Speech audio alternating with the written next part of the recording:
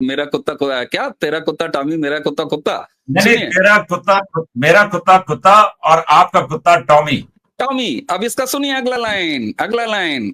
हम बने रहे सेकुलर और तेरा मुल्क इस्लामी। इतनी जल्दी कैसे आपने डिटरमिन कर लिया कि ये पाकिस्तान है?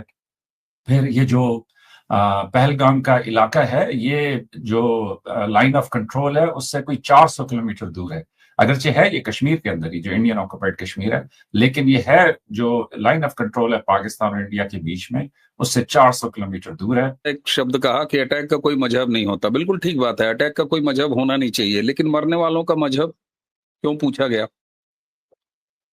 मैं जरा, पहलगाम में किसका रोल है? पाकिस्तान का है। फिर मेजर साहब कहेंगे नहीं है, हम कहेंगे 4 उधर से आए, 5 उधर से आए।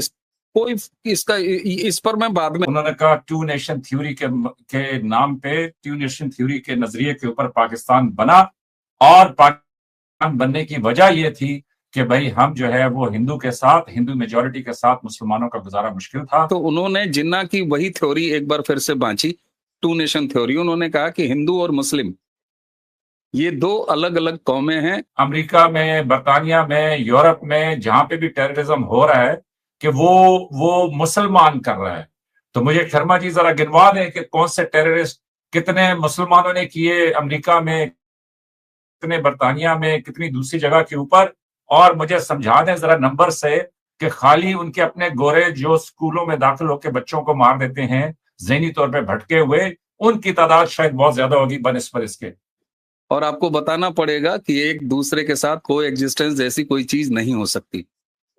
मैं ये सोच रहा था उस दौरान जब ये आसिफ मुनीर ने कहा था, तो मेरे जहन में एक बात आ रही थी कि यार 1947 में ये यहीं थे जहां जिन्ना था, और ये आज का पाकिस्तान और उसका आर्मी चीफ भी वहीं खड़ा है कि हिंदू और मुस्लिम एक साथ नहीं रह सकते। मुझे बताएं भूटान का क्या मसला है, मुझे बताएं चाइना का क्या मसला है। सब के सब जो है वो तंग आए पड़े हैं इस तंग सोच से, कि ये जो एक हिंदू की एक तंग सोच है कि जनाब मैं ही हूं, और अपनी सोसाइटी का, कहेंगे कि मेजर साहब आप उधर चले जाते हैं, लेकिन अपनी सोसाइटी का हाल यह है कि ऐसी दर्जा बंदियां हैं कि 25% तो मुसलमान है ना जी, बाकी 25% जो है वो नाली नाली में रहते हैं, उनकी आप बात ही नहीं कर सकते। 50% तो आप आउट कर देना इंडिया के अंदर। उसके बाद यहूदी हैं, इजराइल, उनके साथ क्या हो रहा है?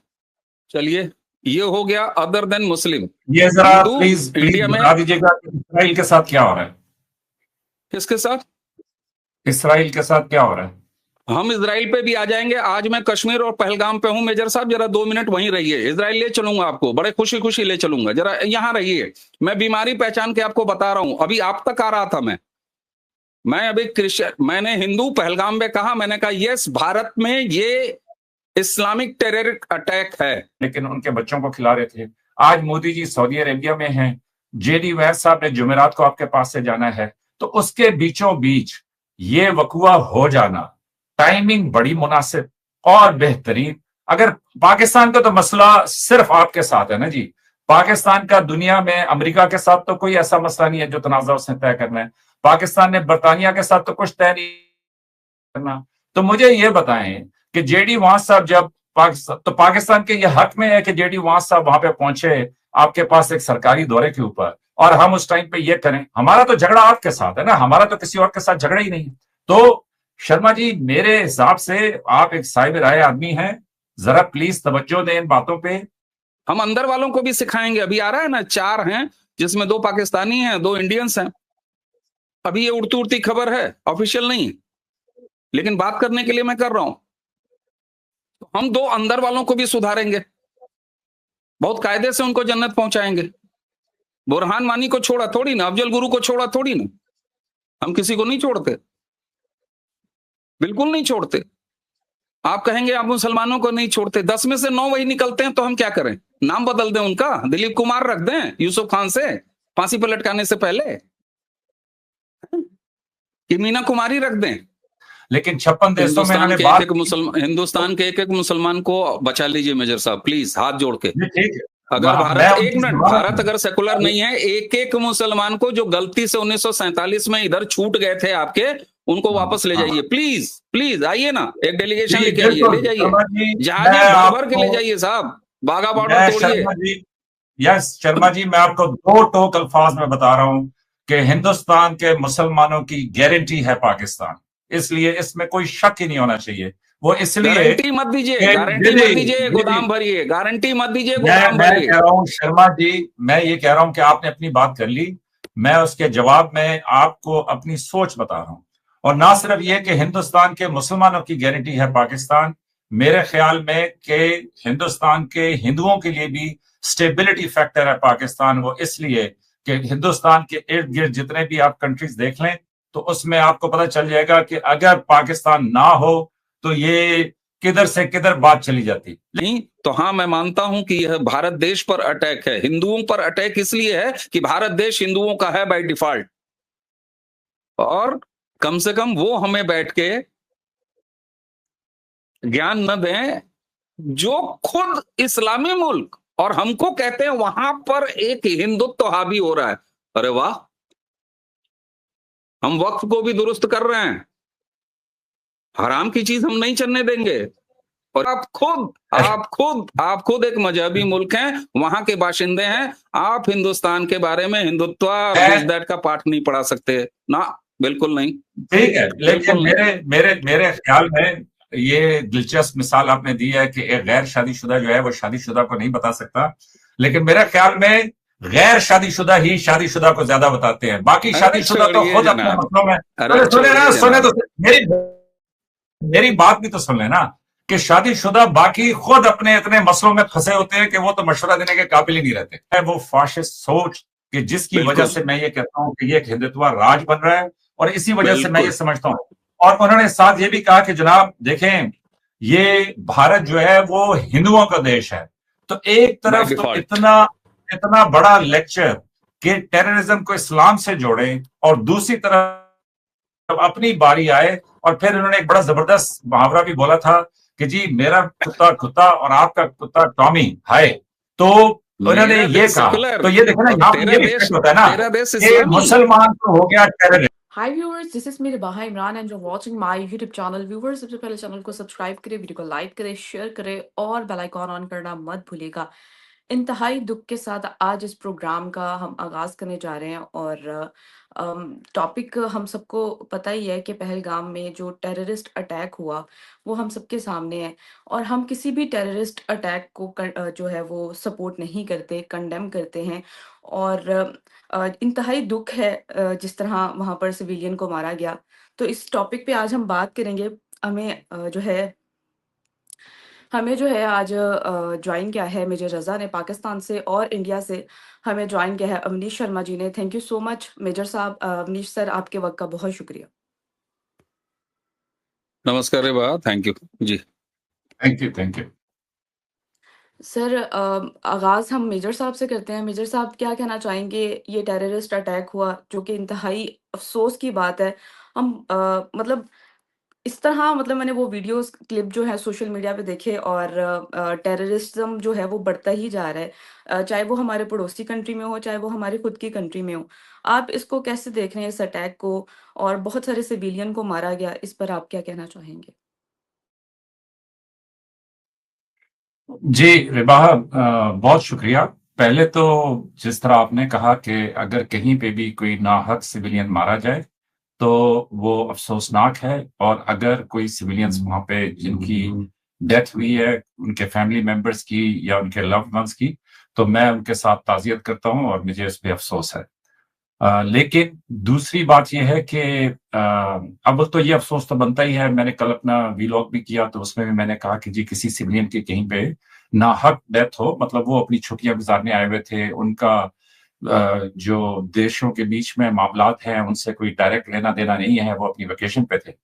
लेकिन दूसरी तरफ मुझे इस बात का भी बड़ा अफसोस है कि अभी वो अटैक हुआ ही था या उसकी खबर ही आई थी, तो साथ ही सोशल मीडिया के ऊपर और तमाम कमेंटेटर्स ने इमीडिएटली गवर्नमेंट समेत बगैर किसी बहस के उन्होंने ये सब के सब जो है इल्जामात वो पाकिस्तान की तरफ मोड़ दिए।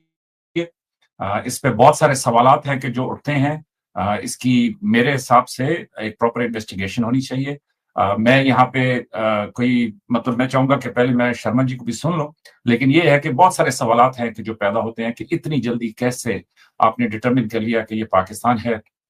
फिर ये जो पहलगाम का इलाका है, ये जो लाइन ऑफ कंट्रोल है उससे कोई 400 किलोमीटर दूर है।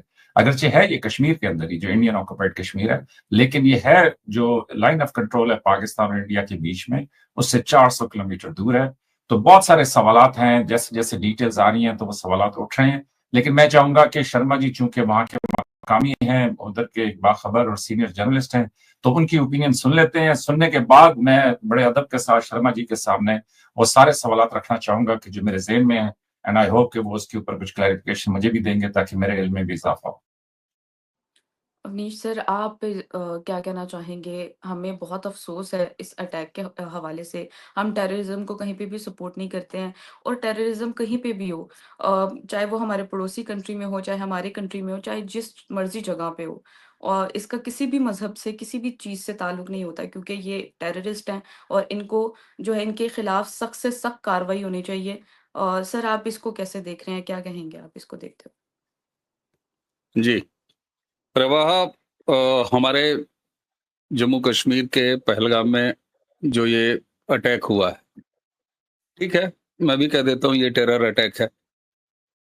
दूसरा, इसमें किसका रोल है, किसका नहीं रोल है, बिल्कुल ठीक बात है। मेजर साहब ने जो कहा कि पहले इन्वेस्टिगेट होने देते हैं, और मैं एज ए इंडियन सिटीजन अभी अपनी एजेंसीज, अपने गवर्नमेंट के ऑफिशियल और फॉर्मल स्टैंड की प्रतीक्षा करूंगा, उसका वेट करूंगा। मैं जिस सोशल मीडिया और मीडिया न जाने किस किस चीज का हवाला मेजर साहब दे रहे थे, I am not going to buy all this. मैं अपने भारत सरकार और उसके ऑफिशियल स्टैंड का वेट करूंगा, और इंडियन गवर्नमेंट ने, एजेंसीज ने इनपुट्स जरूर दिए हैं, वो इनपुट्स उस तरफ जा रहे हैं, लेकिन गवर्नमेंट ऑफ इंडिया का जब तक कोई ऑफिशियल स्टैंड नहीं आ जाता तब तक मैं इसको बाय नहीं करूंगा, पहली चीज। दूसरी चीज, पहले ये जान लेते हैं ये अटैक किस तरह का है। अभी आपने बड़ा खूबसूरत सा एक शब्द कहा कि अटैक का कोई मजहब नहीं होता। बिल्कुल ठीक बात है, अटैक का कोई मजहब होना नहीं चाहिए, लेकिन मरने वालों का मजहब क्यों पूछा गया? मैं जरा, पहलगाम में किसका रोल है? पाकिस्तान का है, फिर मेजर साहब कहेंगे नहीं है, हम कहेंगे 4 उधर से आए, 5 उधर से आए। इस कोई इसका इस पर मैं बाद में आऊंगा, मैं नहीं आना चाहता। वो हमारी गवर्नमेंट, हमारी एजेंसीज जो इसका जिम्मेदार होगा उसके खिलाफ जब कार्रवाई करेंगी, तब वो अपने आप पता लग जाएगा कि किसका रोल है, किसका नहीं रोल है। सवाल ये उठता है कि पहलगाम में जो कुछ भी हुआ वो क्या टेरर अटैक है? हाँ, मैं मानता हूं टेरर अटैक है। इसको क्या भारत पर हमला माना जाए? हमारे यहाँ इस तरह की आवाजें उठा रही हैं, ये मैं आपको जवाब नहीं दे रहा। ये मैं, जो भारत में बातचीत चल रही है, एक डेमोक्रेटिक कंट्री है तो यहाँ दोनों तरह की बातें चलती हैं। हाँ, ये भारत पर अटैक है। अब इसमें नयापन क्या है? नयापन ये है कि जो टूरिस्ट वहां पर थे उनसे उनका मजहब पूछा गया, उन्हें कलमा पढ़ने को कहा गया, ताकि ये पहचान हो सके कि ये मुस्लिम है या नॉन मुस्लिम है। ये अटैक पहलगाम में एक दूसरा नेचर दिखाता है। और तब मुझे याद आ जाती है आपके आर्मी चीफ मिस्टर मुनीर का, अभी कुछ दिन पहले जब वो नॉन रेजिडेंट पाकिस्तानीज के बीच में बात कर रहे थे, तो उन्होंने जिन्ना की वही थ्योरी एक बार फिर से बांची, 2 नेशन थ्योरी। उन्होंने कहा कि हिंदू और मुस्लिम ये 2 अलग अलग कौमें हैं, और आपको बताना पड़ेगा कि एक दूसरे के साथ को एग्जिस्टेंस जैसी कोई चीज नहीं हो सकती। मैं ये सोच रहा था उस दौरान जब ये आसिफ मुनीर ने कहा था, तो मेरे जहन में एक बात आ रही थी कि यार 1947 में ये यहीं थे जहां जिन्ना था, और ये आज का पाकिस्तान और उसका आर्मी चीफ भी वहीं खड़ा है कि हिंदू और मुस्लिम एक साथ नहीं रह सकते। भाई, आप किसके साथ बात कर रहे थे? या तो आसिफ मुनीर ये कह रहे थे कि पाकिस्तान में जो कुछ भी बचे हैं हिंदू, उनके साथ आप नहीं रह सकते, मिटा दो, खत्म कर दो, या फिर किसके साथ आप कह रहे थे? आपका हिंदुस्तान के हिंदुओं से क्या वास्ता, या पाकिस्तान के अलावा जितने भी हिंदू इस पूरी दुनिया में रहते हैं उनसे क्या वास्ता? कोई वास्ता नहीं। लेकिन आसिफ मुनीर का ये कहना और उस कहने के कुछ दिनों बाद पहलगाम में जब अटैक होता है तो पहली बार कश्मीर के स्पॉन्सर्ड टेररिज्म के हिस्ट्री में पहला मौका जब नाम पूछ के, इससे पहले 90s में कश्मीरी ब्राह्मण्स के साथ जो हुआ वो वहां के लोकल्स ने किया, लोकल्स शामिल थे, वो पहचान करा रहे थे, तो उसमें पूछने की कोई बात नहीं थी। लेकिन पहलगाम में जहां पूरे इंडिया के टूरिस्ट हों, वहां नाम पूछना, पहचान आइडेंटिफाई करना और ये इंश्योर करना कि हिंदू ही हैं और फिर गोलियां मारना, ये जरा एक अलग मामला है। और ये अलग मामला है इसलिए मैं जरा पाकिस्तान और पाकिस्तान स्पॉन्सर्ड, पाकिस्तान ने कराया, पाकिस्तान ने या कर दिया, मैं इस पर नहीं आ रहा हूं, क्योंकि हमारे लिए ये बड़ी चीज और बड़ी बात और पहला जो हमारा ध्यान जाएगा वो इस पर जाएगा। ये हमारे लिए एक बड़ी चीज है कि कश्मीर में इस अटैक में नाम पूछा गया है, आइडेंटिफाई किया गया है और हिंदुओं को कत्ल किया गया है।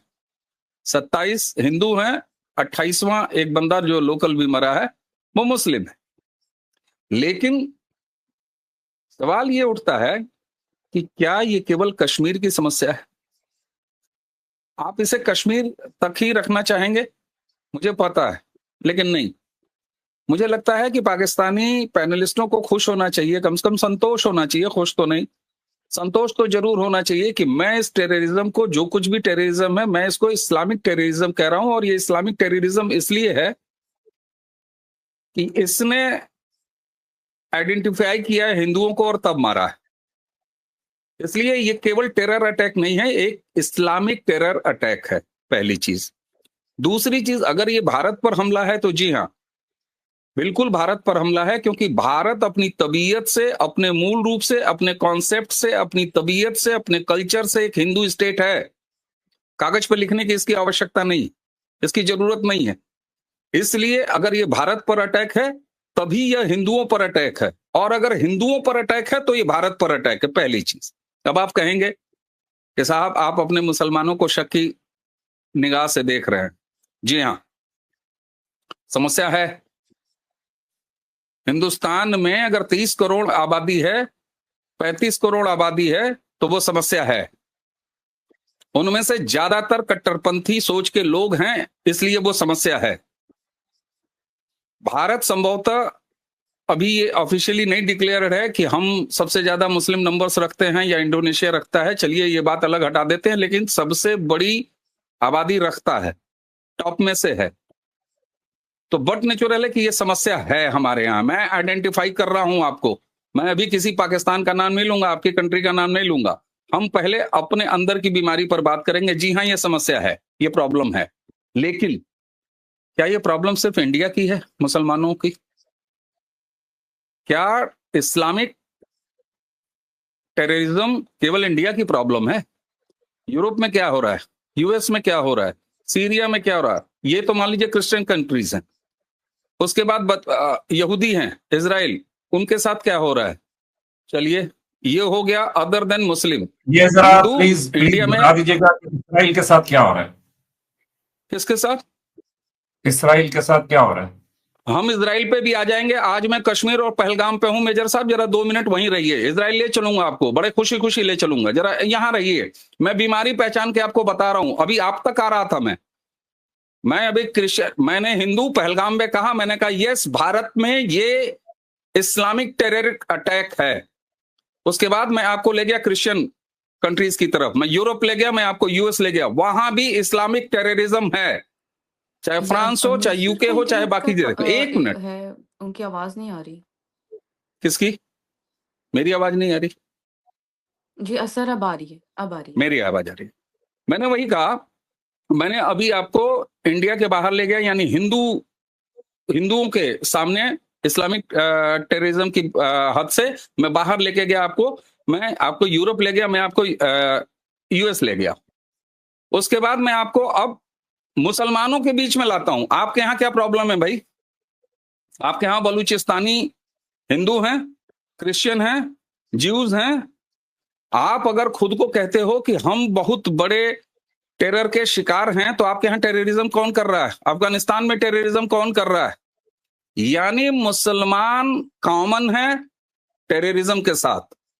वो कहीं क्रिश्चियनिटी के साथ लड़ रहा है, वो कहीं हिंदुइज्म के साथ लड़ रहा है, वो कहीं जीव्स के साथ लड़ रहा है, और जहां उसे कोई और नहीं मिलता वहां खुद के साथ लड़ रहा है। यानी with in the Muslim community वो टेरर का काम कर रहा है। अब आप मुझे ये बता दीजिए कि वो इंडिया जहां पर 35 करोड़ 40 करोड़ के आसपास हिंदू, अगर मान लीजिए मुस्लिम रहते हैं, तो ये प्रॉब्लम है। और पहलगाम इस नजरिए से एक आम टेरर अटैक नहीं है जिस तरीके से ढक दिया जाता है। ये इस्लामिक अटैक है, हिंदुओं पर अटैक है, इंडिया के अंदर से है, बाहर से सपोर्ट अगर है तो वो बात की बात है। मैं इसलिए पाकिस्तान का एक बार भी नाम नहीं ले रहा हूं। पाकिस्तान का नाम लेने की जरूरत नहीं है। जब कार्रवाई होगी चीखें निकल के आ जाएंगी सामने। वो हमारे एजेंसीज का काम है, हमारे गवर्नमेंट का काम है। वो किसी यूट्यूब पे बैठ के भाषण देते हुए अवनीश पीएन शर्मा का काम नहीं है। हमारा काम यह है कि हमारे लिए खतरनाक सबक क्या है पहलगाम अटैक के।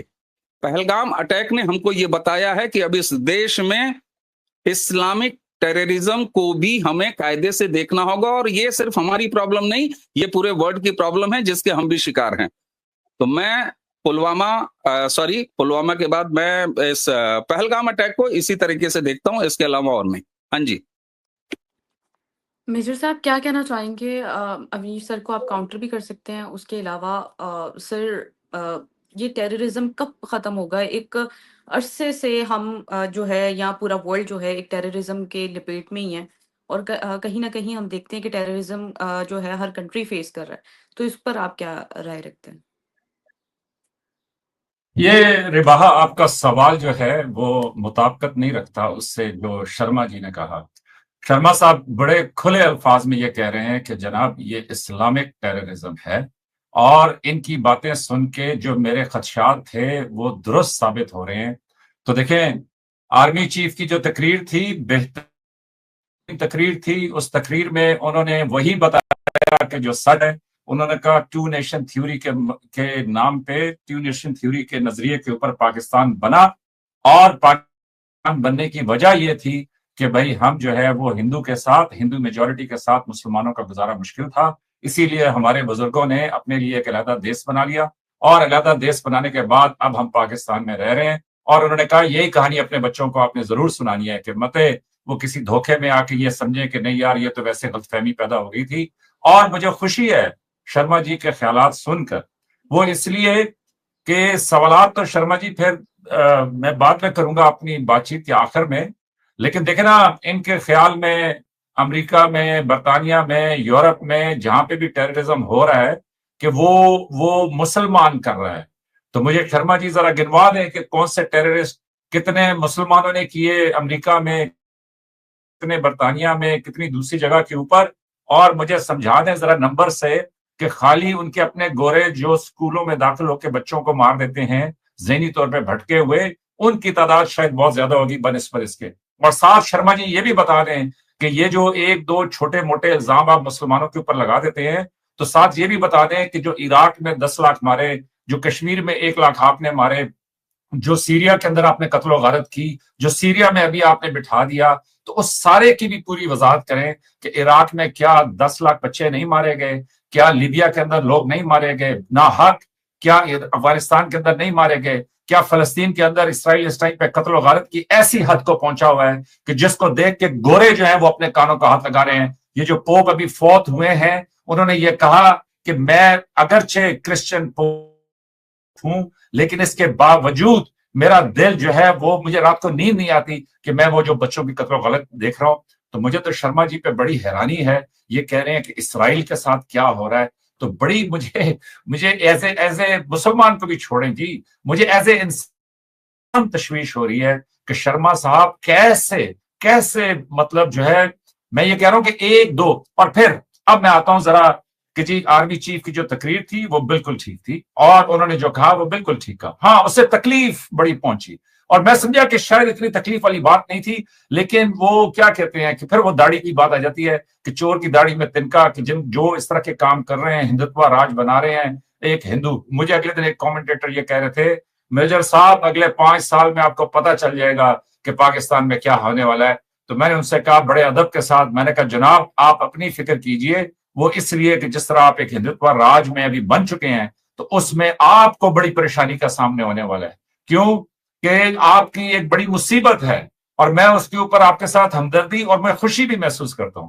मुसीबत आपकी ये है कि आपके पास जो मुसलमान वहां पे मौजूद हैं वो मुसलमान, आपने तो शर्मा जी फिर भी मेहरबानी की कि 25 करोड़ कह दिया, 30 करोड़ कह दिया, वरना आपकी किताबें तो 15% कहती हैं, हकीकत में वो 20% से ज्यादा वहां पे मुसलमान हैं और मुझे बड़ी अच्छी तरीके से एहसास है कि वो तकलीफ कैसी है। तो रिबाहा अभी जरा देख ले इंडिया का नक्शा और उसमें मुझे बता दें कि इंडिया के हमसाए में जितने भी मुल्क हैं, चाहे वो छोटे हैं चाहे वो बड़े हैं, पाकिस्तान तो अजली बुरा था ना, मुझे बताएं बांग्लादेश को क्या तकलीफ है, मुझे बताएं म्यांमार को क्या तकलीफ है, मुझे बताएं नेपाल को क्या तकलीफ है, मुझे बताएं भूटान का क्या मसला है, मुझे बताएं चाइना का क्या मसला है। सब के सब जो है वो तंग आए पड़े हैं इस तंग सोच से कि ये जो एक हिंदू की एक तंग सोच है कि जनाब मैं ही हूं और अपनी सोसाइटी का, कहेंगे कि मेजर साहब आप उधर चले जाते हैं, लेकिन अपनी सोसाइटी का हाल यह है कि ऐसी दर्जा बनियां हैं कि 25% तो मुसलमान है ना जी, बाकी 25% जो है वो नाली में रहते हैं, उनकी आप बात ही नहीं कर सकते। 50% तो आप आउट कर देना इंडिया के अंदर। तो सवाल ये पैदा होता है कि पहलगाम एलओसी से 400 किलोमीटर दूर है और जिस रिजॉर्ट में हमला हुआ है रिबाहा, आप प्लीज रिसर्च कर लें, उस रिजॉर्ट की ऊंची ऊंची दीवारें हैं, वहां पे सिक्योरिटी मौजूद है, उसके अलावा 7 लाख फौज इनकी वहां पे मौजूद है। इन्होंने तो 370 हटा के 35 से हटा के वो ये कह रहे थे जहेज के हकूक दे के वहां पे तो अमन शांति कर दी थी ना, तो कहां से आई ये 6? और अगर पाकिस्तान ने भेजे थे तो पाकिस्तान ने उनको कह के भेजा था कि वहां पे जाके पूछना कि जी कौन सा हिंदू है कौन सा मुसलमान है और मुसलमान को ना मारना।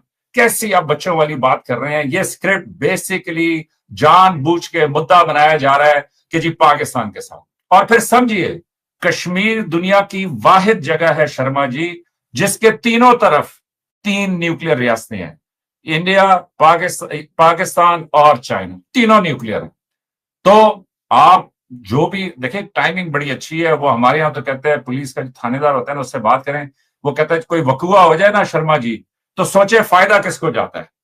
तो अभी आप देखें वकुआ हुआ, जेडी वैंस साहब आपके पास आए हुए थे, कल मोदी जी उनके बच्चों को खिला रहे थे, खुद खैर से गैर शादीशुदा है लेकिन उनके बच्चों को खिला रहे थे। आज मोदी जी सऊदी अरेबिया में हैं, जेडी वैंस साहब ने जुमेरात को आपके पास से जाना है, तो उसके बीचों बीच ये वकुआ हो जाना, टाइमिंग बड़ी मुनासिब और बेहतरीन। अगर पाकिस्तान का तो मसला सिर्फ आपके साथ है ना जी, पाकिस्तान का दुनिया में अमेरिका के साथ तो कोई ऐसा मसला नहीं है जो तनाजा उसने तय करना है, पाकिस्तान ने बरतानिया के साथ तो कुछ तय नहीं करना। तो मुझे ये बताएं कि जेडी वांस साहब जब पाकिस्तान के ये हक में है कि जेडी वांस साहब वहां पे पहुंचे आपके पास एक सरकारी दौरे के ऊपर और हम उस टाइम पे ये करें, हमारा तो झगड़ा आपके साथ है ना, हमारा तो किसी और के साथ झगड़ा ही नहीं है। तो शर्मा जी मेरे हिसाब से आप एक साहिब राय आदमी हैं, जरा प्लीज तवज्जो दें इन बातों पे। अपने ही जो कॉलीग्स हैं उनके आर्टिकल्स को पढ़ें, वो कह रहे हैं कि ये हैरतनाक है कि 400 किलोमीटर दूर 7-7 फुट ऊंची दीवारों वाले रिजॉर्ट के अंदर, जहां पे सिक्योरिटी गेट भी मौजूद हैं, जहां पे सिक्योरिटी फोर्सेस भी मौजूद हैं, वहां पे कहां से ये 2 या 4 लौंडे आ गए और उन्होंने आके ये सारा कुछ किया। और फिर जिस तरह की तस्वीरें, मुझे तो नहीं मालूम कि रिबाहा ने कौन सी तस्वीरें देखी कि जिसने इनके दिल पे चोट लगाई, लेकिन ये भी रिबाहा ध्यान रखिएगा कि इंडिया में ये भी बड़ा रिवाज आम है कि अगली पिछली जोड़ जाड़ के ऐसी वीडियो बना देते हैं कि फिर समझ ही नहीं आती कि ये वीडियो कहां से। तो मैं बड़े अदब से ये सवाल करते थे जाफर एक्सप्रेस पे कि मेजर साहब दिखाएं ना लाशें, तो मैं भी बड़े अदब से ये कहूंगा कि मैंने भी जो कुछ देखा है मीडिया के ऊपर, उसमें बड़े अदब के साथ कुछ चीजें जो है वो सवालात उठते हैं कि एक आदमी इस तरह लेटा हुआ है कि जैसे जो होता नहीं है कि जी किसी सियासी मकाम के ऊपर एक बंदा वैसे ही लेट जाए, उसकी बीवी उसके साथ बैठ जाए या उसकी गर्लफ्रेंड उसके साथ बैठ जाए, उस तरह की तस्वीरें हैं। और मुझे बताए ना कि जो करने वाले थे उन्होंने खास तौर पे, तो ये खास जो नुक्ता शर्मा जी बयान कर रहे थे वो ये नुक्ता बयान कर रहे थे कि भैया इसको इस्लाम के साथ जोड़ना है, इस्लाम को फिर टेररिज्म के साथ जोड़ना है और उसका फिर एक झैली हिस्सा बनाना है कि जनाब इसमें ये पाकिस्तान शामिल है। तो बुनियादी नुक्ता जो है, जो ग्लोबल अभी चल रही है वो ये चल रही है कि भैया मुसलमानों को टेररिस्ट, मुसलमानों को वो, दिन भी किसी को कह रहा था कि मुसलमानों की पूरी तारीख पढ़ लें, अगरचे मैं सारे मुसलमानों का नुमाइंदा नहीं हूं, लेकिन मुसलमानों की पूरी तारीख पढ़ लें। उन्होंने अपनी पूरी तारीख में इतने लोग कत्ल नहीं किए जितने बरतानिया ने अपने अपने अरूज में कर दिए, खाली इंडिया में जितने कर दिए, जितने अमेरिका ने जो है ये इस 21वीं सदी के अंदर कर दिए। तो इसलिए मुसलमान इंतहाई अमन पसंद, मुसलमान इंतहाई अकोमोडेटिव और मुसलमान इंतहाई खुले दिल के लोग हैं। मुसलमानों ने सैकड़ों साल हिंदुस्तान पे हुकूमत की, लेकिन यहां पे उन्होंने मजहब को नहीं बदला। जो लोग थे सीरिया में हुकूमत की, वहां पे भी उन्होंने सबको रहने दिया। हाँ, ये बीच में कुछ वाकयात हैं कि जिसमें किसी मंदिर की जगह किसी ने मस्जिद बना दी, किसी मस्जिद की जगह अभी मंदिर बन गया। ये सिविलाइजेशंस में, इंसानी तारीख में ये सब कुछ होता रहता है। लेकिन मेरी रिबाहा सवाल मेरे जो है वो ये हैं कि मुझे शर्मा जी, ठीक है इस्लामिक टेररिज्म इसको कहें कि जी वो, इन्होंने मिस्टर मुनीर कहा लेकिन वो जनरल मुनीर हैं। जनरल आसिम मुनीर की जो तकरीर थी वो ठीक है, उन्होंने एक तकरीर की, वो कोई ऐसी नई तकरीर नहीं थी कि जो आप कहें कि जी खास इंडिया पर डायरेक्टेड थी। अब तो ये भी कह रहे हैं कि जनरल आसिम मुनीर ने अपनी स्पीच में इशारा दिया कि जनाब ये करना है, और वो इशारे वाले भी जो है वो तकरीर का इंतजार कर रहे थे कि उनको और कोई चीज नहीं चाहिए थी। तो इसलिए इतनी भोली, इतनी सादा स्टोरी इसको ना बनाए। मेरे हिसाब से ये एक फॉल्स, इसको इन्वेस्टिगेट होना चाहिए, और मेरे ख्याल में रिबाहा जब इन्वेस्टिगेशन सामने आएंगी तो फिर आपको पता चलेगा कि इसमें, और अभी भी इसमें बहुत झोल है कि जगह जो है वो एक प्रोटेक्टेड जगह थी। Number 2, peak of the season tourist spot था। नंबर 3 कि वहां पे सिक्योरिटी फोर्सेस इतनी मौजूद हैं। नंबर 4 कि जो वीडियोस या जो एविडेंस सामने आई है उसके मुताबिक, और फिर वो निकल भी गए। शर्मा जी ये भी बताएं कि क्या वो टेररिस्ट मारे गए, क्या वो वहां पे उनकी डेड बॉडीज मौजूद हैं, या वो अरेस्ट हो गए, या वो निकल गए। तो ये भी बड़ी हैरानी की बात है कि पाकिस्तान में टेररिस्ट अटैक होता है तो हम तो उस अटैकर को जो है मतलब अंजाम को पहुंचाते हैं या अरेस्ट करते हैं, लेकिन इनका जो है वो निकल गया। तो अब ये अब मतलब मुझे नहीं मालूम कि इतनी जल्दी ये सारी चीजें, इतनी जल्दी ये कैसे कंक्लूड हो गया कि इस्लामिक टेररिज्म है, कैसे कंक्लूड हो गया कि जनरल आसिम मुनीर की तकरीर है, कैसे, और फिर जेडी वैंस जो अमेरिका के नायब सदर है, अमेरिका की बहुत बड़ी कुव्वत है, वो आए हुए। तो मुझे तो सच्ची बात है कि इसमें बहुत सारी चीजें हैं कि जो जवाब तलब है, और मैं समझता हूं कि उसकी इन्वेस्टिगेशन होनी चाहिए। और उसके बाद तो एक तरफ तो शर्मा जी ये कहते हैं कि मैं अपनी गवर्नमेंट के स्टैंड का इंतजार करूंगा, हालांकि मुझे उसमें भी कोई बेहतरी की उम्मीद नहीं है, लेकिन चलो वो कहते तो हैं। तो एक तरफ वो ये कहते हैं, लेकिन दूसरी तरफ शर्मा साहब जो हैं वो सारी की सारी बातें, और देखिए पूरी दुनिया में घुमा के उन्होंने आखिर में इस्लाम को टेररिज्म के साथ मिलाया, जो कि मेरे हिसाब से बिल्कुल गलत है, और उसके ऊपर शदीद मैं एहतजाज करता हूं। और नंबर 2 कि उस इस्लामिक टेररिज्म को फिर ये लाके पाकिस्तान पे डालते हैं। अरे भाई, पाकिस्तान का तो सिर्फ आपके साथ मसला है ना, तो पाकिस्तान ये टाइमिंग और ये सारे सिनेरियो में ना कोई बात बनती नहीं है कि पाकिस्तान की ये इसमें कोई वो है कार्रवाई। अवनीश सर, मेरा आपसे सवाल है। एक यहाँ पर पाकिस्तान जो है खुद जो है वो एक टेररिज्म का शिकार है, यानी कि टेररिज्म से इफेक्टेड है। और दूसरी जानिब हम हमेशा से देखते हैं कि भारत हमें ये कहता है कि पाकिस्तान जो है टेररिज्म को स्पॉन्सर करता है।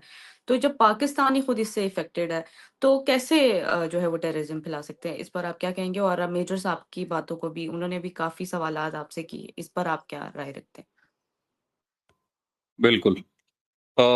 मेजर साहब, मुझे नहीं पता कि किस डेट के अखबार पढ़ते हैं। कुछ बातें इनकी, जो पहलगाम जहां पर अटैक हुआ है, कम से कम जहां पर अटैक हो, जहां पर कोई इंसिडेंट घटा हो, उसके बाद उसके बारे में फ्रॉड या झूठ नहीं परोसना चाहिए। आपकी जानकारी दुरुस्त कर देता हूं, हालांकि दुरुस्त कर नहीं पाऊंगा मैं, मुझे पता है आप अपना एजेंडा ही बात करेंगे। साहब, वो कोई रिजॉर्ट नहीं था, पहली चीज। वो एक ट्रैक था जहां लोग ट्रैकिंग करते हैं, और वो इस तरह का ट्रैक था जहां पर मोटरेबल रोड भी नहीं है। पहले 2-3, वो कोई रिजॉर्ट नहीं था, वहां कोई सिक्योरिटी नहीं थी इंटरनल, वो कोई बंद अहाता नहीं था।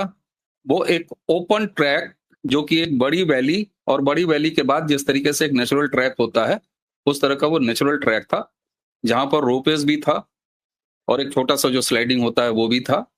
मोटरेबल रोड वहां पर नहीं थी। तो इसलिए ये जो बिला वजह का एक झूठ आप बोल रहे हैं, फैक्चुअल झूठ, पहले तो इसको हटा दीजिए। दूसरा, इस बेशर्मी पर कौन न मर जाए खुदा।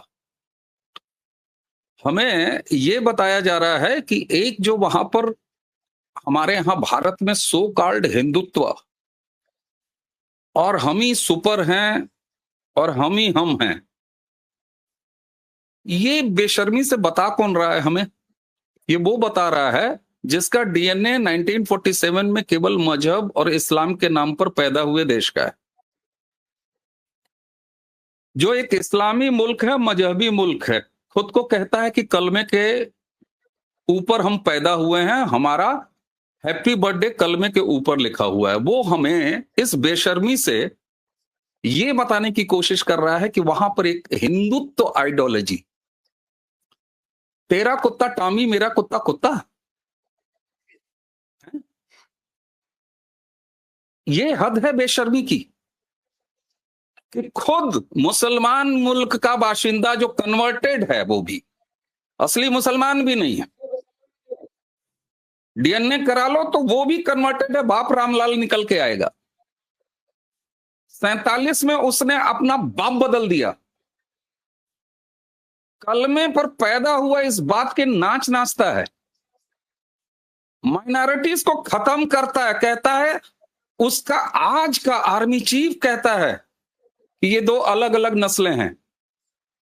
जिन्ना का पैदा किया देश का आज का आर्मी चीफ भी जिन्ना से एक कदम आगे नहीं बढ़ा है, और वो हमें बेशर्मी से ये बताता है भारत, जहां विश्व का कोई ऐसा मजहब, कोई ऐसा रिलीजन नहीं है जो यहां पर मौजूद नहीं है, पाया नहीं जाता। और दूसरा, 25 से 30 करोड़ आबादी वाला वो मिल्क जो अपने आप के लिए विक्टिम कार्ड खेलता है कि हम टेररिज्म के सबसे बड़े शिकार हैं, और वहां पर इस्लाम के अंदर टेरर है। गाड़ी अगर कोई किडनैप कर लेता है तो वो भी मुसलमान, मरने वाला भी मुसलमान, मारने वाला भी मुसलमान। और अगर हमने यहां पर कहा कि कलमा और आइडेंटिटी पता करके मारा गया और इसलिए ये इस्लामी टेररिज्म है, तो बेशर्मी से हमें आईना दिखाया जा रहा है। और फिर मुस्लिम उम्मा नाम का इस्लाम पीस का धर्म है, ये सिखाया जाने लगा है। भाई साहब, बर्तानिया में भी इस्लामी जिहाद समस्या है, पूरे विश्व में इस्लामी जिहाद समस्या है, खुद इस्लामी मुल्कों के भीतर इस्लाम बेस्ड टेररिज्म प्रॉब्लम है। इसलिए अगर हमने 25-30 करोड़ रखे हुए हैं तो इसलिए मैं कह रहा हूं कि प्रॉब्लम है, ये इस्लामी टेररिज्म की प्रॉब्लम है, ये हमारी इंटरनल प्रॉब्लम है। और इसलिए इंटरनल प्रॉब्लम है क्योंकि हमारे यहां भी मुसलमान हैं, और मुसलमानों के अंदर चाहे वो कहीं भी हो पूरे विश्व में, इवन इस्लामी मुल्क के अंदर, वहां भी टेररिज्म है, मौजूद है। पहली चीज। अब दूसरी चीज आता हूं, मैंने तो पाकिस्तान का नाम ही नहीं लिया एक बार भी, मैंने तो उल्टा मना किया। लेकिन मुझे समझ में नहीं आता मेजर साहब किस बात का गिल्ट है, इनको कूद कूद के जा रहे हैं, कह रहे हैं 400 किलोमीटर उधर। मैंने मियां कहा नाम लिया अभी? मैंने तो बिल्कुल नहीं कहा।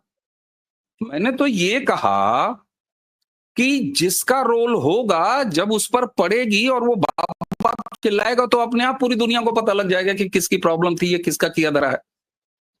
हम अंदर वालों को भी सिखाएंगे। अभी आ रहा है ना, 4 हैं जिसमें 2 पाकिस्तानी हैं, 2 इंडियंस हैं।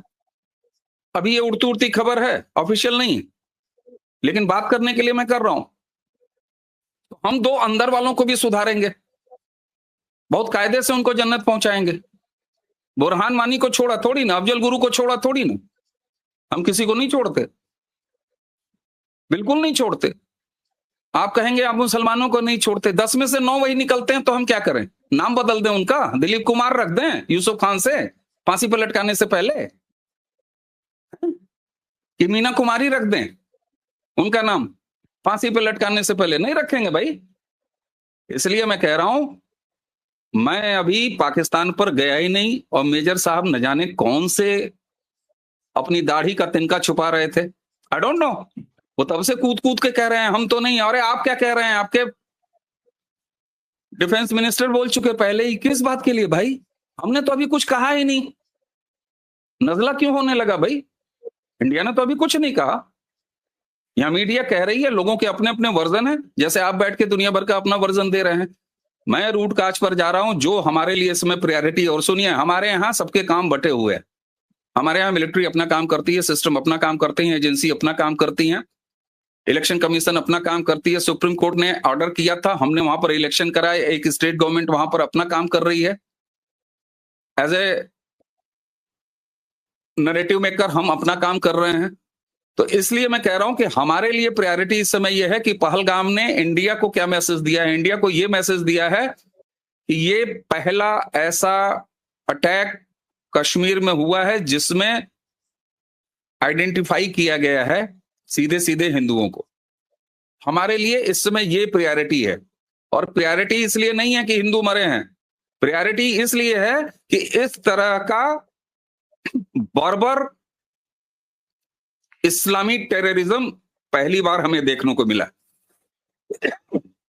अमरनाथ यात्रियों पर इससे पहले हमला हो चुका है, वो एक दूसरा दौर था। लेकिन हमारे लिए प्रॉब्लम इसलिए है कि अगर हमारे यहां इस तरह से इस्लामी टेररिज्म आकार लेगा, एक्टिव होगा, तो हम इसे केवल पाकिस्तान स्पॉन्सर्ड टेररिज्म मान के नहीं छोड़ सकते। और मैंने एक चीज आपसे कही, जो लोग हमारे, आपने कहा ना कि अपने कोलिग्स की रिपोर्टें पढ़ लीजिए, मैंने अपने पहली बातचीत में उसी का जवाब दे दिया कि अगर तुम कहते हो कि देश पर अटैक है, हिंदुओं पर नहीं, तो हां, मैं मानता हूं कि यह भारत देश पर अटैक है। हिंदुओं पर अटैक इसलिए है कि भारत देश हिंदुओं का है बाय डिफॉल्ट। और कम से कम वो हमें बैठ के ज्ञान न दें जो खुद इस्लामी मुल्क और हमको कहते हैं वहां पर एक हिंदुत्व हावी हो रहा है। अरे वाह, हम वक्फ को भी दुरुस्त कर रहे हैं, हराम की चीज हम नहीं चलने देंगे। और एक चीज और बता दें आपको, ये मुल्क सेकुलर सिर्फ इसलिए है कि यहां मेजॉरिटी में हिंदू है। जहां मेजॉरिटी में इस्लाम हो, एक सेकुलर मुल्क का नाम बता दीजिए 55-56 में से एक बताइए, फिर बताता हूं इस्लाम कितना बढ़िया है।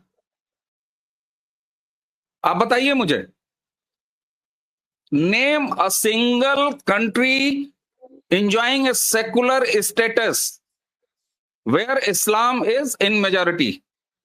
नहीं है। हिंदुओं का एकमात्र मेजॉरिटी का देश भारत, जहां सेकुलरिज्म जिंदा है। एकमात्र पूरे विश्व में भारत, जहां हिंदू मेजॉरिटी है। और उस हिंदू मेजॉरिटी वाले भारत में पूरे वर्ल्ड में कोई ऐसा रिलीजन नहीं है जो हमारे यहां नहीं पाया जाता। इसलिए हमको हिंदुत्व की फिलॉसफी, इसलिए मैं, हमारे यहां जो कहते हैं कि कागज पे हिंदू राष्ट्र बनाओ, हम कहते हैं कागज पे हिंदू राष्ट्र बनाने की कोई जरूरत नहीं है। भारत बाय डिफॉल्ट हिंदू राष्ट्र है। और इसकी अवधारणा ये ऐसा नहीं है कि मैं भाषणबाजी दे रहा हूं। जब हमारे यहां सीए कानून बनाया गया, तो आसपास के जितने भी गैर मुस्लिम हिंदू, उनको हमने लेने का कहा। क्यों? तभी मेरी बात प्रूव होती है कि हमारी संसद ने भी ये माना कि इंडिया बाय डिफॉल्ट हिंदुओं का देश है, हिंदू देश है, इसलिए भारत पर हमला है। हिंदू पर हमला, भारत पर हमला है। और रही बात आप कि साहब 20 करोड़ 25 करोड़ मुसलमानों को आपने आतंकवादी कह दिया, जी हां, एक भी अगर होगा तो जब तक वो खत्म नहीं होगा तब तक आतंकवादी है। और हमने इसमें मजहब नहीं देखा है, कभी भी नहीं देखेंगे। लेकिन अगर ये अटैक हिंदू आइडेंटिफाई करके हुए हैं, तो फैक्ट और फिगर्स अभी आ रही हैं, इसलिए मैं कच्ची बातें नहीं करूंगा, वरना मेजर साहब की तरह मैं कह जाऊंगा कि साहब वो एक किला था, उस किले में जो है वो 5000 फौज तैनात थी, और वहां पर जो है 50 फीट ऊंची दीवार थी, और उसके ऊपर करंट दौड़ते तार थे। बताइए चार कैसे घुस गए? नहीं था साहब, आपको पता नहीं है, गूगल सर्च का जमाना है, जरा सर्च कर लीजिए, उसकी तस्वीरें आपको हासिल हो जाएंगी। तो इसलिए रिबाहा, किसका इसमें किसका हाथ है, ये तो मुझे लग रहा है चोर की दाढ़ी में तिनका। तो इसलिए मेजर साहब बार बार चिल्ला रहे हैं, मुझे 400 किलोमीटर की दूरी दिखा रहे हैं। अरे हमने कहा ही कब भाई? वो तो जब थप्पड़ पड़ेगा तो उधर से चिल्लाना जिधर से आएगा, जिस मोहल्ले से, उस मोहल्ले में पता लग जाएगा भाई चोर किस मोहल्ले का, जिस मोहल्ले में पुलिस पहुंचेगी, हाय तौबा होगा, वहां पता लग जाएगा। सवाल हमारे लिए बड़ा ये है कि ये पहला ऐसा अटैक है जो साफ तौर पर इस्लामी टेररिज्म को दिखाता है, इस तरीके से मास मर्डर जिसमें हिंदुओं का मर्डर किया गया। ये हमारे लिए बड़ी चीज है और हम इसको सुधार के रहेंगे, क्योंकि इसके जनक अंदर वाले हैं। अगर किसी बाहर वाले ने इसमें मदद की है तो फिर वो बाहर जब गोले पड़ेंगे तो वो अपने आप चिल्लाएगा। इसलिए मैं उस पर कहने रहा हूं फिर एक बार, बल्कि मेजर साहब चिल्ला चिल्ला के अगर कह दें कि नहीं साहब हम नहीं हैं, जैसे इनके जो है डिफेंस मिनिस्टर ने कह दिया, ये खुद भी कह रहे हैं हम नहीं हैं। अरे भाई काहे को आपको शौक है इतना टेररिस्ट बनने का? हमने कब कहा? वो पता लग जाएगा ना। थोड़ा सा आराम करिए, अभी इतना जल्दीबाजी करने की जरूरत नहीं है। हमें ठंडा करके खाने का शौक है, बड़े आराम से खाएंगे और बड़े तबीयत से खाएंगे साहब। जितना हमने दुख झेला है इसका 10 गुना खाएंगे, निश्चित खाएंगे साहब, बिल्कुल खाएंगे। और बाहर वाले भी हैं अगर, तो बाहर वालों को खाएंगे, अंदर वालों को भी खाएंगे, कायदे से खाएंगे साहब, सुधार के रहेंगे। वक्त से लेके एक एक चीज सुधार के रहेंगे, बिल्कुल सुधार के रहेंगे। भारत में अगर रहना है तो भारत भारत कहना है, और भारत की तबीयत को बिगाड़ना किसी की बिसात नहीं है, किसी की औकात नहीं है। और कम से कम हिंदुत्व और आइडियोलॉजी के बारे में वो हमें ना बताएं जिनके अपने खाने में केवल और केवल दाल है। वो दूसरों को मत बताएं कि अगला जो है चावल और दाल दोनों खा रहा है। ठीक है मेजर साहब, एंड पर क्या फाइनल रिमार्क्स देना चाहेंगे? और सर को भी आप काउंटर कर सकते हैं। अच्छा, आज जो है ना बड़ी अच्छी गुफ्तगू हुई और मुझे बड़ी खुशी है। अगरचे मुझे थोड़ा सा है कि शायद शर्मा जी उर्दू के अल्फाज में थोड़ा चुनाव मुश्किल था उनके लिए, इसलिए उन्होंने बेशरम का और इस तरह का लफ्ज इस्तेमाल किया। लेकिन बहरहाल मैं एक बात, उन्होंने कहा कि जी 56 मुल्कों में, अगरचे मैं कोई सेकुलर का इतना हामी नहीं हूं कि अगर आप कॉन्स्टिट्यूशन में लिख दें कि आप सेकुलर हैं, लेकिन हकीकत में आपसे बड़ा फाशिस्ट कोई नहीं है, तो फिर मेरे हिसाब से वो सेकुलर लिखना भी बेफायदा है। मेरे हिसाब से अगर कोई इस्लाम लिखता है तो वो भी ठीक है। लेकिन 56 देशों में हिंदुस्तान के एक मुसलमान को बचा लीजिए मेजर साहब, प्लीज, हाथ जोड़ के। ठीक है, अगर भारत, एक मिनट, भारत अगर सेकुलर नहीं है, एक एक मुसलमान को जो गलती से 1947 में इधर छूट गए थे आपके, उनको वापस ले जाइए प्लीज। प्लीज आइए ना, एक डेलीगेशन लेके आइए, ले जाइए, जहाज बाबर के ले जाइए साहब, बाघा बॉर्डर तोड़िए। यस शर्मा जी, मैं आपको 2 टोक अल्फाज में बता रहा हूं कि हिंदुस्तान के मुसलमानों की गारंटी है पाकिस्तान, इसलिए इसमें कोई शक ही नहीं होना चाहिए। वो इसलिए गारंटी मत दीजिए, गारंटी मत दीजिए, गोदाम भरिए, गारंटी मत दीजिए, गोदाम भरिए। मैं कह रहा हूं शर्मा जी, मैं ये कह रहा हूं कि आपने अपनी बात कर ली, मैं उसके जवाब में आपको अपनी सोच बता रहा हूं। और ना सिर्फ ये कि हिंदुस्तान के मुसलमानों की गारंटी है पाकिस्तान, मेरे ख्याल में कि हिंदुस्तान के हिंदुओं के लिए भी स्टेबिलिटी फैक्टर है पाकिस्तान। वो इसलिए कि हिंदुस्तान के इर्द गिर्द जितने भी आप कंट्रीज देख लें तो उसमें आपको पता चल जाएगा कि अगर पाकिस्तान ना हो तो ये किधर से किधर बात चली जाती। लेकिन एनीवेज, इन्होंने एक सवाल बड़ा अच्छा किया। इन्होंने कहा कोई एक देश बता दें कि जो मुसलमान 56 मुल्कों में जो सेकुलर हो। तो सुन लीजिए, तुर्की सेकुलर है, वो अपने आप को सेकुलर कहते हैं, बहुत बड़ा मुल्क है। इसी तरीके से अजरबैजान, अल्बानिया, काजाकिस्तान, उसके बाद इंडोनेशिया। तो काफी सारे मुल्क ऐसे हैं कि जो कहते हैं कि जी रिलीजन सेपरेट है और स्टेट सेपरेट है। तो ये कोई ऐसी अनहोनी बात नहीं है शर्मा जी। लेकिन ये जो हिंदुत्व राज का प्रोपेगेंडा है और उसमें साबित करना है कि हर मुसलमान दहशतगर्द है, उसके लिए जो मसाला और जो पेट्रोल चाहिए वो तब ही वो आग बनेगी जब आप कहेंगे कि 56 में से 56।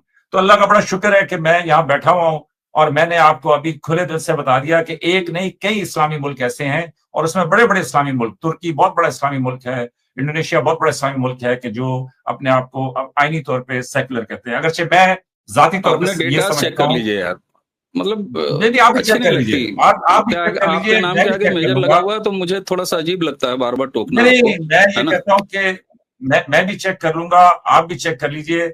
लेकिन मेरी जो अपनी समझ है उसके मुताबिक ये जो मुल्क हैं, इन्होंने अपने कॉन्स्टिट्यूशन में स्टेट और रिलीजन को जो है सेपरेटली डिफाइन किया। अब आ जाते हैं इसके ऊपर कि आपने कहा कि जी जब तक, और ये बड़ा अच्छा आपने बोला कि जब तक एक भी दहशतगर्दी करेगा तो रिबाहा आप समझ लें कि तमाम मुसलमानों की वहां पे कमबख्ती आएगी। और देखें ना, आज इन्होंने दिल की बात कर दी कि वक्फ बोर्ड की हराम की कमाई, और ये देखें यही टारगेट ही ये था दिल की बात कि नहीं, हार्ट जुबान ऑफ द की, प्रॉब्लम कागज पर।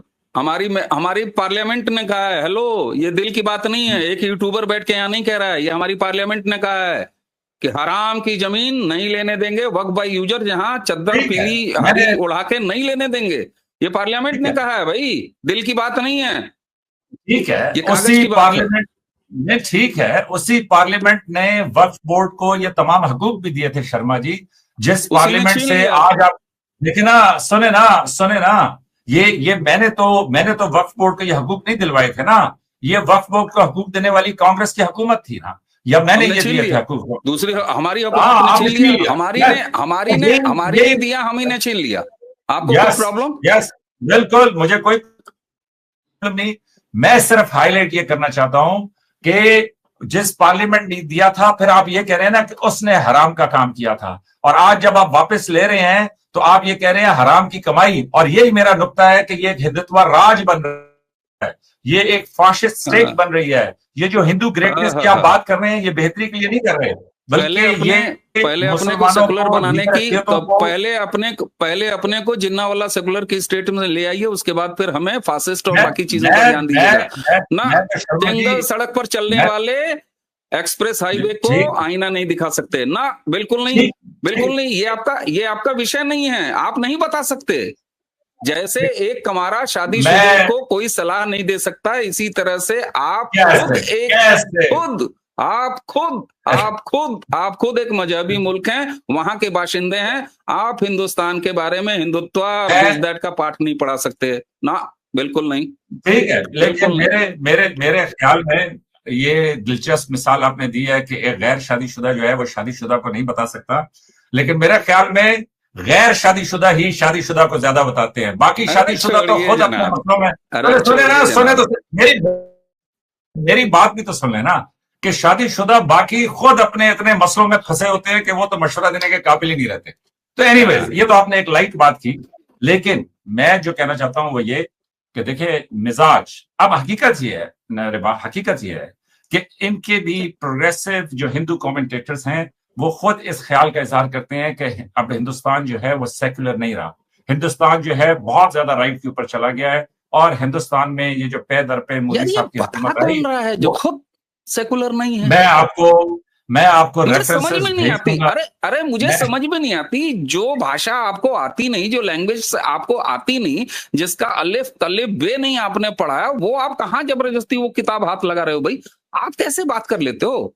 नहीं बात ये जो शर्मा जी, आप थोड़ा सा ये समझने की कोशिश कीजिए कि अगर आपकी रिबाहा से बात हो गई है तो सारा पाकिस्तान रिबाहा की तरह नहीं है। हर जात के, हर फिक्र के, हर सोच की, मतलब यहाँ पे वो जिस तरह आप हिंदी में कहते हैं महिलाएं हैं, इसी तरह लड़कियां हैं, मेजर रजा की अपनी सोच है, बहुत सारे और लोगों की अपनी सोच है। लेकिन ये जो आप मेरा गला घोंटने की कोशिश कर रहे हैं कि रजा साहब तुम सेकुलरिज्म पे बात नहीं कर सकते, नहीं, तो मेरे हिसाब से एज ए फर्द, अरे बाप छोड़िए साहब, बेटा भी नहीं बन सकता, के तौर पर बात तो बहुत बड़ा होगा, मैं एक इंसान के तौर पे, एक कमेंटेटर के तौर पर बात करने का हक रखता हूँ ना। तो मेरी जो कमेंट्री है वो ये है कि मैं जैसे पाकिस्तानी हमको नहीं बता सकता, जैसे मैं सारा कुछ देखता हूं, सेकुलर ही हमको मत पढ़ाइए। ये है रिबाहा फाशिज्म। ना ये आपके कोई पाकिस्तानी हमको नहीं बता सकता, ये सिलेबस में नहीं है, ये सिलेबस में नहीं है, ये आपका टॉपिक नहीं है, ये आपका सब्जेक्ट नहीं है, आप नहीं जानते इस रेसिपी के बारे में, आप नहीं जानते। एक पाकिस्तानी बाशिंदा सेकुलर रेसिपी नहीं जानता, उसे नहीं पता है, वो नमक की जगह चीनी डाल देगा, हलवे की जगह बुरादा बन जाएगा। इसलिए कम से कम एक पाकिस्तानी को सेकुलर स्टेट के बारे में शर्मा जी, ये जो सिंप्लीफाइड डेफिनेशन होती है कि भाई सारे पाकिस्तानी बुरे, सारे के सारे मुसलमान बुरे, सारे के सारे टेररिस्ट, और जब तक एक भी टेररिस्ट हुआ मैं वक्फ बोर्ड को भी खा जाऊंगा, मैं 370 को भी खा जाऊंगा, मैं जो है मुसलमानों के हकूक, उनकी कॉन्स्टिट्यूएंसी, सब चीजों को खा जाऊंगा। ये है वो फाशिस्ट सोच कि जिसकी वजह से मैं ये कहता हूं कि ये एक हिंदुत्व राज बन रहा है, और इसी वजह से मैं ये समझता हूं। और उन्होंने साथ ये भी कहा कि जनाब देखें, ये भारत जो है वो हिंदुओं का देश है, तो एक बाय तरफ तो डिफॉल्ट। इतना बड़ा लेक्चर कि टेररिज्म को इस्लाम से जोड़ें, और दूसरी तरफ अपनी बारी आए और फिर उन्होंने एक बड़ा जबरदस्त मुहावरा भी बोला था कि जी मेरा कुत्ता कुत्ता और आपका कुत्ता टॉमी है। तो उन्होंने मेरा ये देश कहा, सेकुलर तो ये देखो ना, और यहाँ पर ये इफेक्ट होता है ना तेरा देश कि इस्लामी। मुसलमान तो हो गया टेररिस्ट, मेजर लेकिन साहब, हिंदुस्तान जो है वो मेजर साहब, हिंदुओं का देश है। ठीक है, मेजर बात सुन मेजर रही हैं आप? साहब, तो अरे सुने तो, अरे नहीं, वो लाइनें पूरी कर देना, बड़ा अच्छा, मतलब मेरा कुत्ता क्या, तेरा कुत्ता टॉमी, मेरा कुत्ता कुत्ता। नहीं, सुनिए, मेरा कुत्ता कुत्ता और आपका कुत्ता टॉमी। टॉमी, अब इसका सुनिए अगला लाइन, हम बने रहे सेकुलर और तेरा मुल्क इस्लामी, हैं? और उसके बाद तुम हमें ही समझाओगे, फिर हमें ही समझाना शुरू कर दोगे। अरे भाई, नहीं, ऐसे मैं कैसे आपको होता समझा है? नहीं रहा, मैंने मैं इस लिहाज यकीन से करें कहा कि था, मैंने इस लिहाज से ये जुमला दोहराया था कि भाई आप कलमे के नाम पे हैप्पी बर्थडे मनाएं और हमको कहें कि तू सेकुलर बना रहे, कटता रहे। क्यों कटता रहे भाई, क्यों कटता रहे? बिल्कुल नहीं कटा। और इसीलिए हमारे यहाँ नैरेटिव चल रहा है, वो जो आप कहते हैं ना कि अपोजिशन, हालांकि मैं कभी इस तबीयत का नहीं हूं, अपनी अपोजिशन को इस तरीके से इंटरनेशनल या किसी दूसरे फोरम पर मैं जाके तनकीद नहीं करता, लेकिन सस्ते हर जगह मौजूद होते हैं, सस्ते आपके यहाँ भी हैं। आपने कहा कि अपने कलीग्स, ये आपने बड़ा अच्छा ये डायलॉग बोला है, ये हाँ, मैं आपकी इजाजत से इस्तेमाल करूंगा अपने मामलात नहीं, में कुछ। हाँ, तो बहुत सारे सस्ते इधर भी हैं, ऐसी बात नहीं है। लेकिन सवाल ये उठता है कि मैंने आपसे कहा ना, अब जरा सा सीरियस आ जाते हैं, मैं ब्लेम गेम हम लोग को भी, मेजर साहब आपके साथ में खेलता भी नहीं। मैंने जब ये कहा ना, आप थोड़ी सी, आप आज मेरी तबीयत आपको अजीब सी लग रही होगी, मेरे अल्फाज भी आपको थोड़े कड़े लग रहे होंगे। रीजन ये कि ये हमारे लिए एक अलार्मिंग सिचुएशन है कि इस तरीके से हिंदुओं का नाम पूछ पूछ के आइडेंटिफाई कर करके मारा गया है। इतनी बड़ी आबादी है, हमारे यहाँ अटैक्स होते रहते हैं, हमारे यहाँ नक्सलाइट अटैक भी होते हैं। भाई ये प्रॉब्लम है, कहीं भी है, कहीं भी आप देख लो भाई, पूरे वर्ल्ड में कोई भी देश है चल रहा है, ऊंचा नीचा चलता है। सवाल ये होता है कि इसीलिए मैंने, इसमें पाकिस्तान का रोल है, इसमें मेजर साहब आपका रोल है, मैंने ये चैप्टर ही छोड़ दिया, इस बात को कंक्लूड कर दिया सिर्फ इतने में कि जब हमारे गवर्नमेंट का ऑफिशियल स्टैंड आएगा तब मैं इस पे बात कर लूंगा। एक हिंदुस्तानी होने के नाते मेरी सबसे बड़ी चिंता यह है कि ये पहला ऐसा इंसिडेंट है जिसमें आइडेंटिफाई करके हिंदुओं का नाम पूछ पूछ के उनको मारा गया, उनको किनारे किया गया, उनको अलग कर दिया है। ये हमारे लिए अलार्मिंग सिचुएशन है, और इसमें मैं आपकी अगर कभी कोई रोल निकल के आया तो उसको केवल और केवल एक बैकअप मानूंगा। मैं ईमानदारी से कह रहा हूं, मैं आपको इसमें दोष नहीं दूंगा। मैं वो जो लोकल सपोर्टर्स हैं जिन्होंने फैसिलिटेट किया है, वो जो यहां पर शामिल हैं, वो जहनियत जो उनको सपोर्ट करती है, वो लाखों नंबर्स जो बुरहान वानी के पीछे जाती है उसके जनाजे में, वो जो हमारे यहाँ पार्लियामेंट पे अटैक करने वाले के पीछे खड़ी होती है, हमें उसका इलाज करना है। और उसके इलाज तो तब तक करेंगे जब तक आखिरी आदमी ऐसा बचा रहेगा खुरापाती। इसलिए हमारे लिए ये लेसन मिला है, हम इसीलिए आपकी तरफ देख ही नहीं रहे भाई, आपको तो आप जाने दीजिए ना, मैं आपकी शर्मा तरफ जी नहीं आपकी देख रहे। बात, नहीं ठीक है, मैं इस पे तो आपके साथ हमदर्दी रखता हूं कि जाहिर है कि आपको दुख है, गुस्सा है, गम है, लेकिन शर्मा जी मैं आपको ये जरूर कहूंगा कि ये भी समझिए कि ये जो अनहोने वाकये होते हैं, इनके होने के पीछे माकूल वजूहात होती हैं, और इसीलिए मैं आपकी तवज्जो इस जानिब दिला रहा हूं कि हजूर देखिए, इसको पढ़िए, इसको पनपिए। आप जैसे समझदार लोगों को देखना चाहिए कि भाई ये मुद्दा शुरू कहां से हुआ, इसका फायदा किसको होता है, क्यों ये किया गया, ये सारी चीजें आप देखें।